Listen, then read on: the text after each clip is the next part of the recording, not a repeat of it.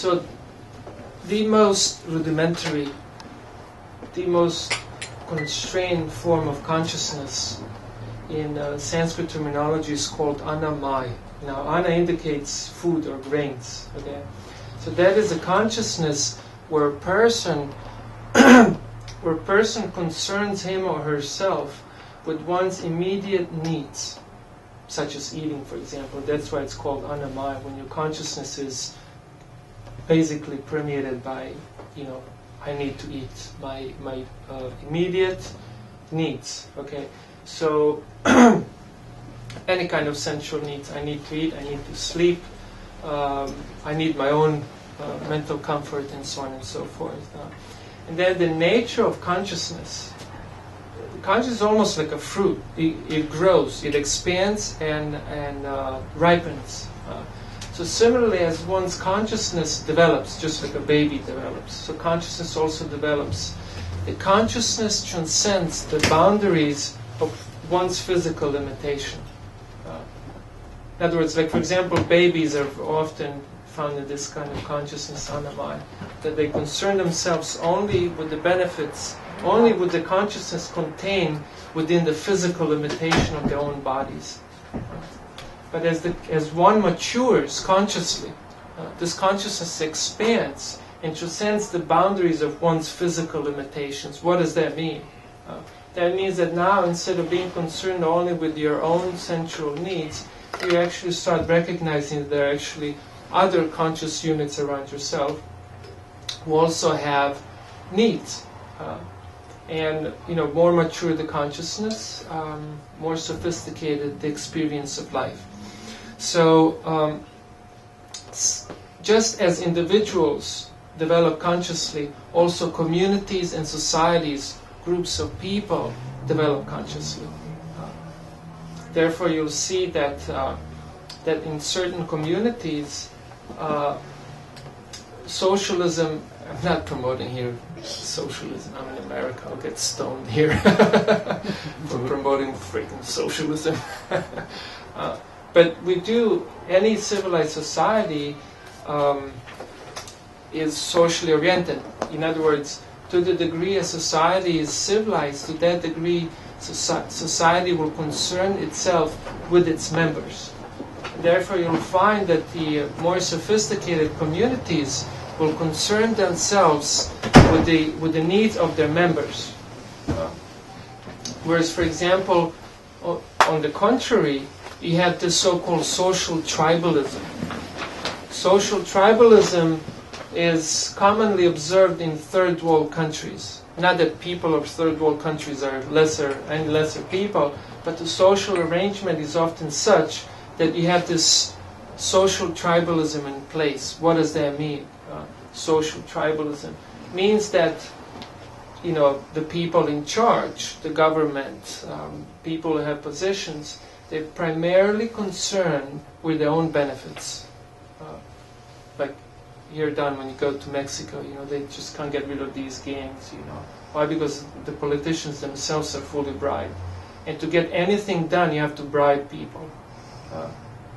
And people in positions, they basically just concern themselves with their own backsides. This is a Croatian saying, literally translated into English. And you find this, often you find this, commonly it's found in third world countries, social tribalism. Not that something's wrong with people, that people aren't developed, but that's just the social arrangement as it is.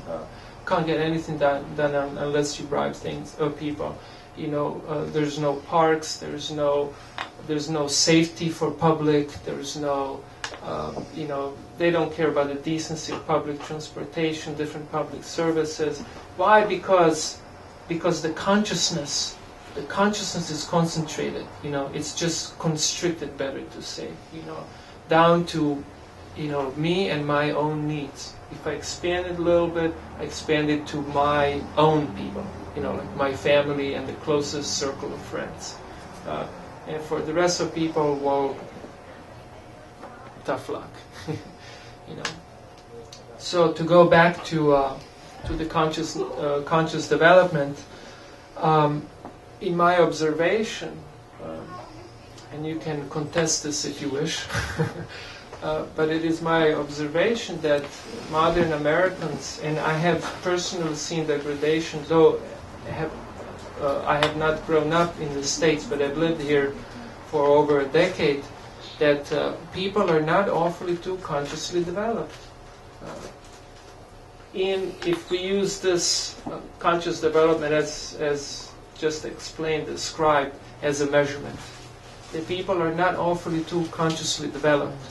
They primarily concern themselves with their own needs. First of all, physical, which translates into economic development, my own economic needs primarily, then other things. For example, modern Americans hardly ever think about changing the world. As a matter of fact, probably some of you are maybe even thinking that what is this guy talking about, changing the world. But that's a very symptom. American society was not always like that. The glory of American society is that actually rebelled against the oppression, rebelled against injustice, established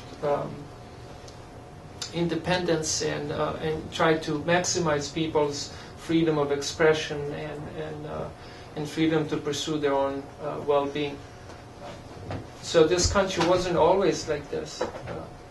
Those of you who've grown up in modern days, you may not have experience of it, so you're like, what language is this guy speaking here?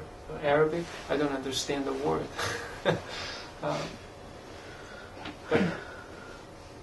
But the fact that we can watch a video such as Collateral Murder. Is there anyone here who didn't see Collateral Murder? Okay, quite a few. Which is another, I asked who didn't see.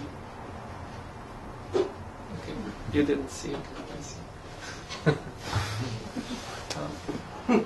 Tell us about it. No, I won't. But it's just dealing with principles at the moment.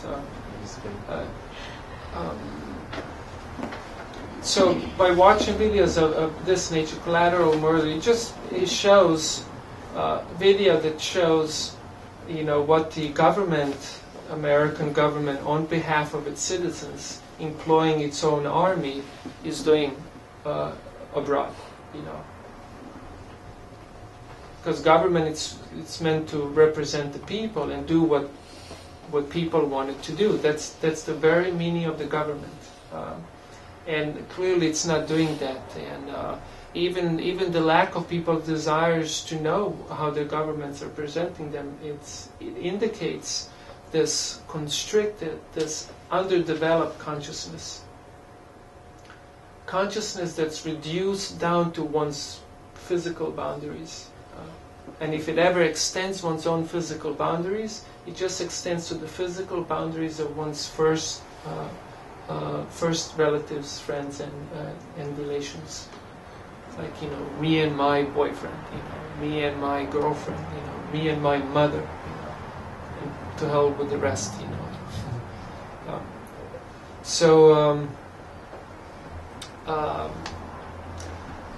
I was wondering why this is so. And as I was wondering why this is so, of course, I've been wondering and I've been observing and drawing my own conclusions. I remember the video I watched, some years ago. Some years ago, someone produced this very educational 3-minute video called America, Dumbed Down, Doped Up, and Distracted. And that's what it is, dumbed down. Dumbed down means that the consciousness is not allowed to expand. People are taught to basically be like polished animals. In other words, concerning themselves only with 4 basic physical, animalistic urges: eating, sleeping, sex, and defending. And I guess you could fit in entertainment. That I entertain myself. These are the signs of a very, very underdeveloped consciousness. basically on the level of a baby. And in Vedic term, again, that's called Annamaya. In other words, the food consciousness. So dumbed down, doped up, doped up in many different ways, drugs, alcohol, and pharmaceuticals, they actually taught people to, as soon as they feel any kind of inconsistency or any weird feeling, emotionally you're sick, you're ill, you're emotionally ill, and you need a freaking pill. And we have them in all different colors. So, dumbed down, doped up, and then distracted. Distracted, many different forms of materialism. Shop and be merry.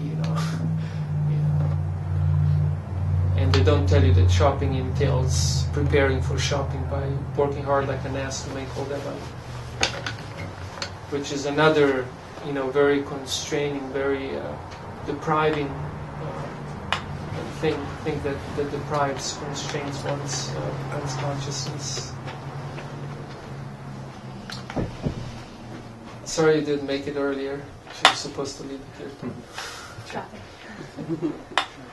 Didn't expect that much traffic. I mean, on what is it? Well, right before Christmas, everyone's traveling.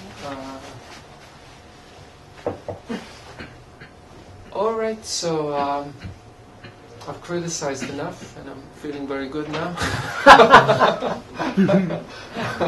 I feel better. I had a captive audience.